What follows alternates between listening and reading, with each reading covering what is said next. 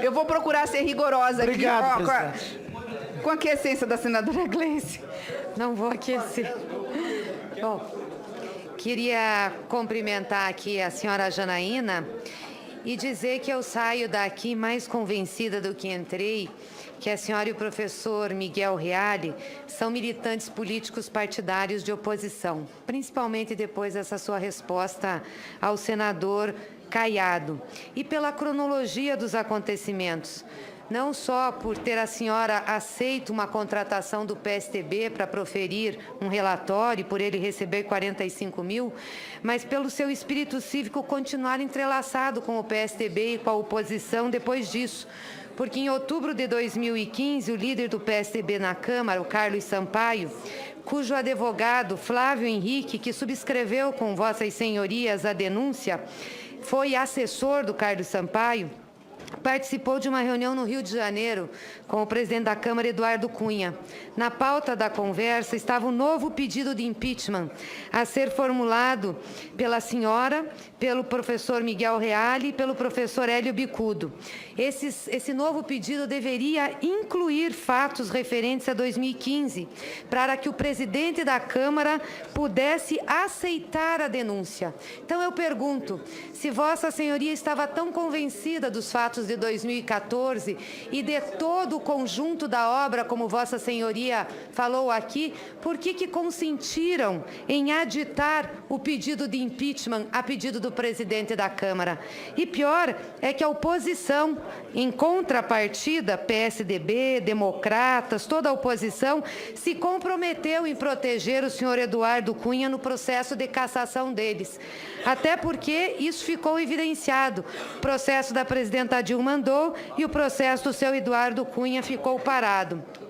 O que a senhora defende aqui de julgamento da presidenta pelo conjunto da obra, como disse também o professor Miguel Reale Júnior, pode ser julgado pela Constituição, mas não pelo artigo 85. Deve ser julgado pelo artigo 77 da Constituição, que é a eleição.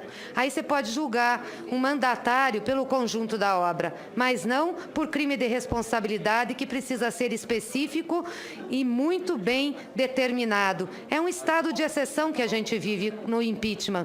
A Constituição trata o impeachment como o estado de sítio, por exemplo. Por isso precisa a maioria absoluta dessa casa, por isso para aprovar, e por isso precisa da Câmara dos Deputados também para autorizar. A senhora veio aqui como jurista para nos fazer discorrer sobre o objeto que deu causa ao impeachment. Quero dizer que a senhora não deu conta de mostrar isso. Citar artigos da Constituição e fatos correlacionados não leva a delimitar um crime. A senhora não conseguiu delimitar o crime aqui para nós. Primeiro, porque as questões da Petrobras, chamado Petrolão, estão sendo investigados pelo juiz Moro, pelo Supremo Tribunal Federal, pela Procuradoria-Geral da República, que, aliás, são mais competentes e capacitados que essa casa para julgar esses fatos. Os fatos de 2014 não podem integrar a denúncia. E vou ler aqui o que o presidente da Câmara colocou em seu despacho quando mandou para nós o processo. Diz ele: os denunciantes fazem remissão reiterada ao recente julgamento das contas de 14 do governo pelo Tribunal de Contas da União. É de se notar que a decisão acerca da aprovação ou não dessas contas cabe exclusivamente ao Congresso Nacional, tendo a Corte de Contas apenas emitido parecer prévio a ser submetido ao crivo do Congresso Nacional, a quem cabe acolhê-lo ou rejeitá-lo. As de 2015, sequer o Tribunal de Contas emitiu parecer.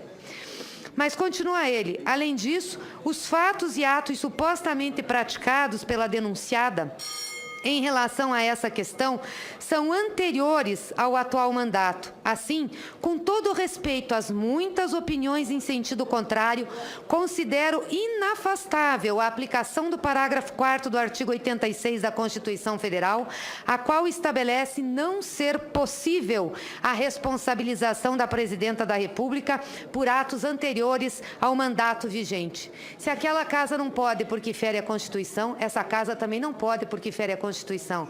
E Vossa Senhoria, como advogada, também deveria preservar a Constituição. A outra questão que é importante é que os dois fatos acolhidos pelo presidente da Câmara requerem justa causa para serem aqui admitidos por esse Congresso Nacional. E em sistemas complexos de decisão, como é a gestão pública e principalmente o ato da Presidenta da República, ela tem de ter sinalização sobre suas ações ou sobre suas omissões. Desculpa, senadora. E essa sinalização... Senadora, estou dando mais um minuto para Vossa Excelência concluir. E essas sinalizações se dão pelos pareceres dos órgãos da administração pública, pelos inúmeras determinações ou pareceres de técnicos. Para uma Presidenta da República assinar um decreto, e eu fui chefe da Casa Civil, passa pelo menos por 5 órgãos da República: a Advocacia Geral da União, o Ministério do Planejamento, no caso de decretos, Ministério da Fazenda, Controladoria Geral e Casa Civil. Ela só assina depois desses pareceres, porque é um sistema complexo de decisão. Então, ela não pode ser julgada objetivamente por conta da sua assinatura. Isso é importante deixar claro. E a outra coisa, os pareceres do Tribunal de Contas da União, reiteradamente por 15 anos, nunca viram problema nos decretos assinados dessa forma. Tivemos decretos iguais em 2009, 2001 e 2009. Crise financeira. E mesmo assim, Fernando Henrique Cardoso, Luiz Inácio Lula da Silva assinaram esses decretos e o Tribunal de Contas nada fez. Assim, só para terminar, por favor, eu sei, mas todo mundo falou mais e eu estou levantando questões técnicas que eu gostaria que ela colocasse. Eu vou pedir desculpa, senadora Gleice, vou dar mais 30 segundos, mas enquanto eu estiver na presidência, eu vou ser rigorosa, porque os colegas estão reclamando, nós vamos virar à noite. Então, por favor, 30 segundos e conclua. Outros e vou pedir também para a doutora Janaína que seja... Obrigada. Então, resultado primário, doutora Janaína, como Vossa Senhoria falou aqui, que foi afetado pelos decretos, não é verdade, até porque o regime do orçamento é de competência, não é regime financeiro. Se fosse regime de caixa, regime financeiro, aí tudo bem, poderia alegar que os decretos da Presidenta feriram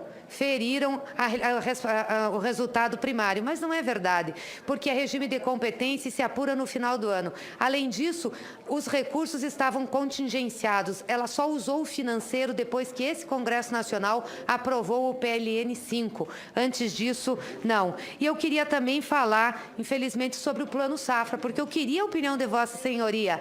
É uma operação de crédito não para nós, é uma operação de crédito para os agricultores, e o banco presta um serviço. Não foi uma operação de crédito que foi feita, foi paga, foi uma prestação de serviço. Isso é que nem um aluguel. Se eu atrasar o meu aluguel, o locador não é que me concede crédito como numa operação. E depois, nos meus 2 minutos, eu vou falar sobre a ampliação do objeto e vou falar também sobre civismo seletivo.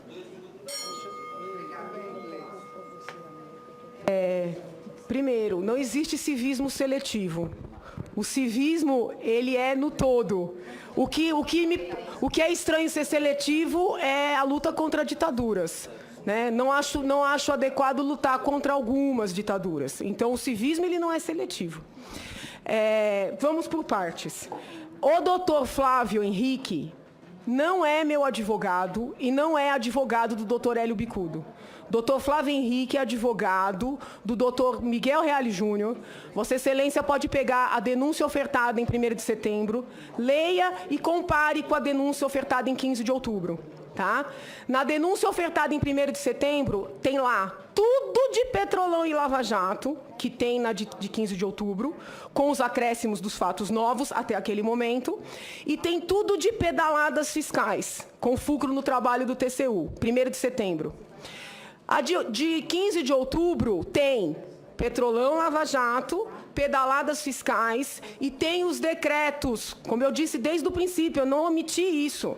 Quem trouxe todo o material referente aos decretos foi o professor Miguel Reale Júnior, que me telefonou e disse se eu tinha alguma objeção ao fato do doutor Flávio subscrever como advogado dele. Eu nem conhecia o doutor Flávio. E eu disse, professor, o senhor é livre. Ele falou, Janaína, porque eu não vou poder estar em todos os atos. Porque se o Senado recebe essa denúncia, vai ter a instrução. E existe previsão dos denunciantes participarem, inclusive, da arguição das testemunhas. Eu não sei se vossas excelências vão decidir de forma diversa, mas existe a previsão, pelo menos na lei. O professor Miguel disse, eu não vou poder, Janaína. Eu posso nomear doutor Flávio como meu advogado? E como é que eu digo não? Então, se Vossa Excelência lê a denúncia de 1º de setembro de 2015, já está lá. Tanto é que eu junto várias matérias jornalísticas e manifestações do ministro Levi, onde ele, em maio, ele saiu foi em dezembro, né? Em maio, ele dizia assim, o governo precisa despedalar. Maio de 2015. Isso está narrado na denúncia de Hélio Bicudo e Janaína Pascoal, já de 1º de setembro. Se o doutor Flávio fez alguma reunião com o presidente da Câmara e com, não sei que deputado a senhora citou, eu realmente nem fiquei sabendo dessa tal reunião. Com certeza a senhora sabe que eu não estava lá. Eu não estava lá. Então, se a senhora conseguiu levantar esses dados, a senhora tem como levantar o resto. Eu não estava lá. Então, assim, eu estou falando a verdade para Vossa Excelência. Vossa Excelência falou que o impeachment é algo de exceção. Então, vamos tomar cuidado com os termos. O impeachment é um processo sério, é um processo dolorido, e ninguém fica feliz de precisar pedir o impeachment de um presidente da República. Eu já participei de 2.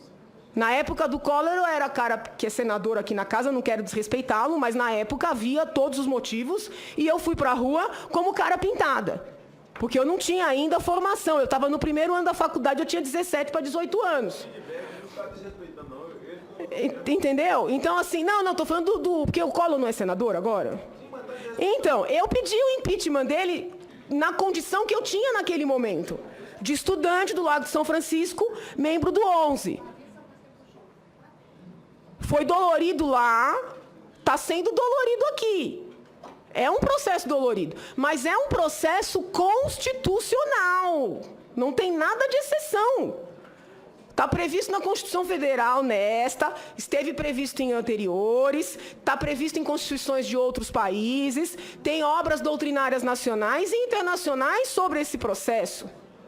É um remédio que o Constituinte previu para situações em que ocorrem crimes graves.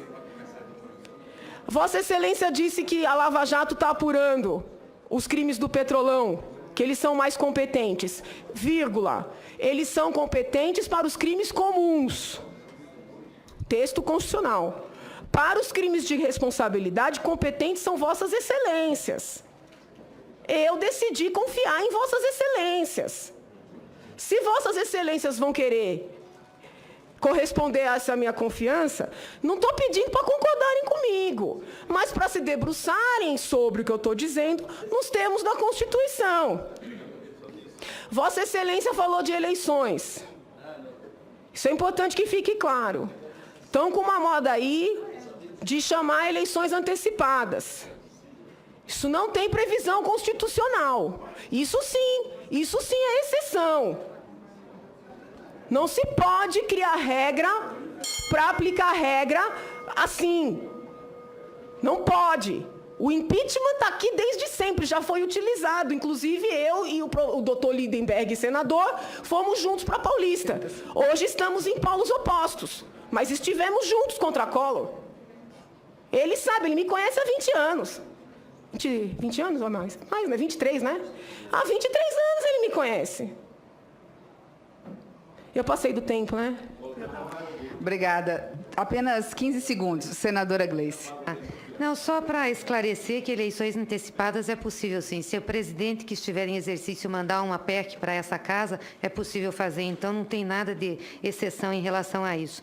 O deputado que acertou o aditamento feito por Vossas Excelências, junto ao deputado Eduardo Cunha, chama-se Carlos Sampaio, do PSDB de São Paulo, que já foi patrão do Flávio Henrique e que esteve com Vossas Excelências no dia 15 de outubro, quando vocês registraram no cartório de São Paulo o novo pedido de impeachment. Então, portanto, Vossa senhoria com certeza sabia. Mudar o objeto aqui, depois de passar a Câmara, para que serve a Câmara dos Deputados? Então, não precisaria passar pela Câmara. A Câmara não é uma delegacia de polícia. Aliás, se fosse, teria que investigar mais. Então, nós só podemos atentar aqui o que aquela casa, que também representa o povo, foi delimitada, assim como o Supremo delimitou.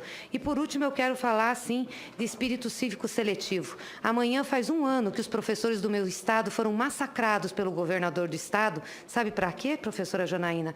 Para alterar a lei de previdência, para retirar do fundo de previdência dos servidores 8 bilhões de reais para colocar no caixa do Tesouro, para que a Assembleia Legislativa aprovasse uma lei inconstitucional. Os professores foram massacrados, inclusive com cachorros, com bombas.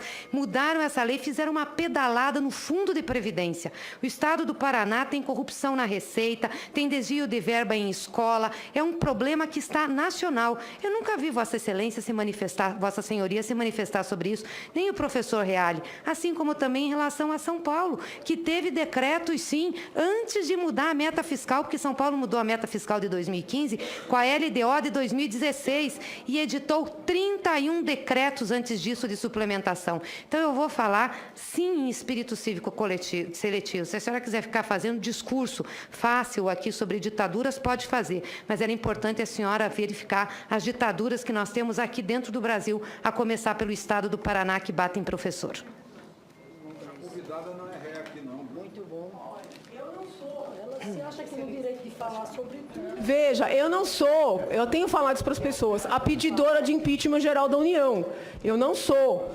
Eu não tenho condição nem saúde para sair de estado para estado pedindo impeachment de tudo quanto é governador que mereça ter o impeachment solicitado.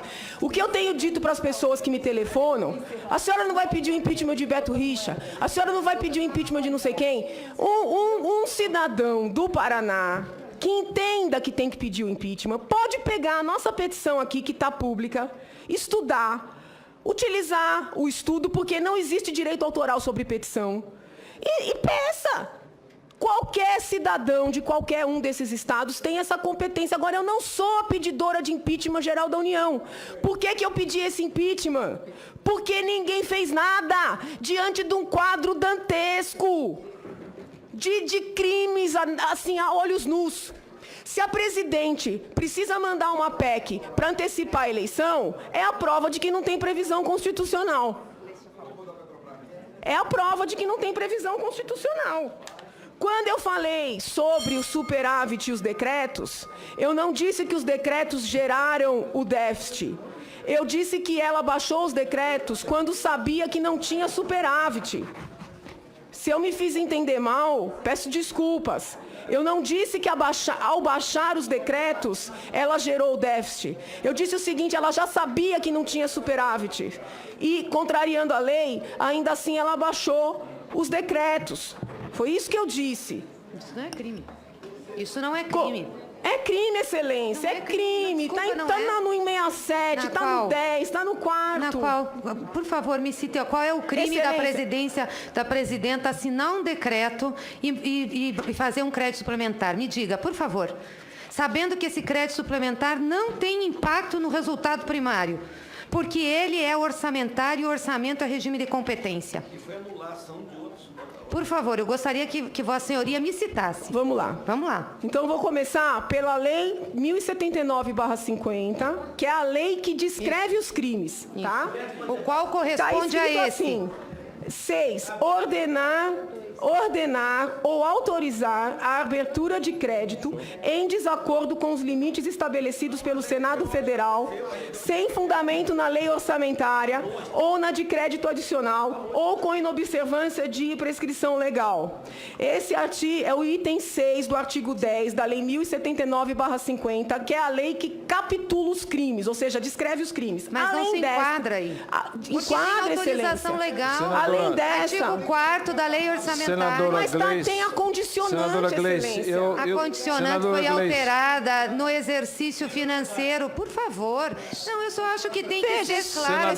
Eu também quero falar para o povo. O povo não pode ser enganado. Se não queremos enganar o povo, vamos falar claramente. Senadora Gleice, eu dei mais um minuto para a doutora Janaína, exatamente porque Vossa Excelência usou na sua réplica mais tempo do que o que tinha direito. Então, além do artigo 10 da 1079/50, tem o artigo 167 da Constituição Federal, que é de 88, e o PT não aceitou a Constituição. Qual Então, é o crime nesse? olha ali, está escrito lá.